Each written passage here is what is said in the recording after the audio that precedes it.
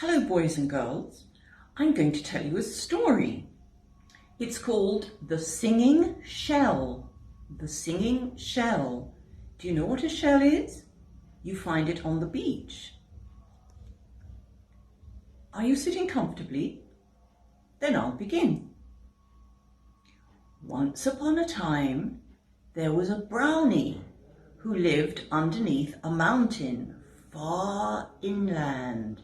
A brownie is a type of pixie or fairy. He had never been further than his mountain. He had been to the bottom and seen the river that wound its way along the green valley.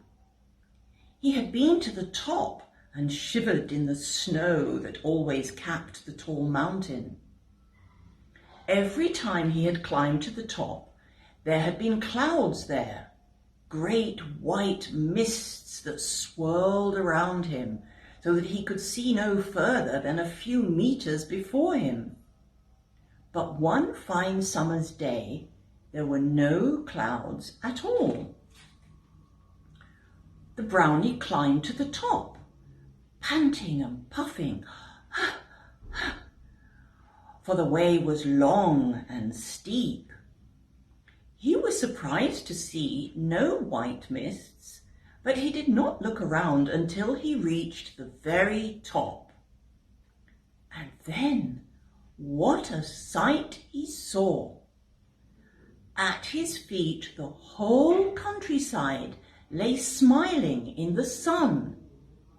Green meadows, yellow fields of corn, dark woods, blue hills in the distance, silver rivers winding slowly along. And beyond, far beyond, lay something else, something that shone and glittered. "What's that?" said the brownie to the eagle who lived on the mountain top. The eagle gazed at the shining thing and said, "That's the sea, the great, wide, singing sea. You should visit it, brownie, and make friends with the mermaids and mermen. They're your cousins." So the brownie packed his bag and went down the mountain. He followed green valley after green valley, and at last he came to the sea.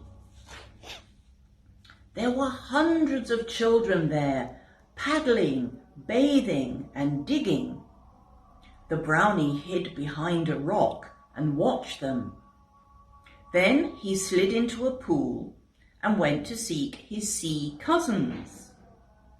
He spent the whole summer by the sea, playing with the mermaids and mermen. He made himself a slippery suit of seaweed and a necklace of shells. Once he even played with some children, and they didn't guess he was a brownie. He had a perfectly lovely time and grew as brown as his name. But the longest of holidays must come to an end. The day came when the brownie had to say goodbye to his new friends and go back to his mountain home. He was sad, and he wept tears into a pool.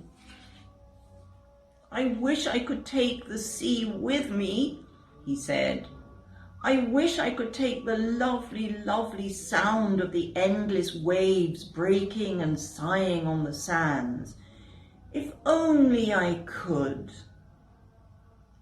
"We'll give you the sound of the sea for a parting present," said a mermaid, and she picked up a big curly shell. She let a little wave break into it, and then she emptied out the salt water and gave the shell to the brownie. "Put it to your ear," she said. "Whenever you long for the sea, listen to your shell. You will hear it there."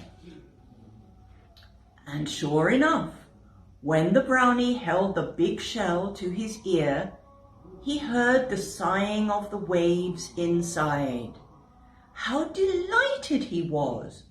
"Shh," sang the shell. "Shh."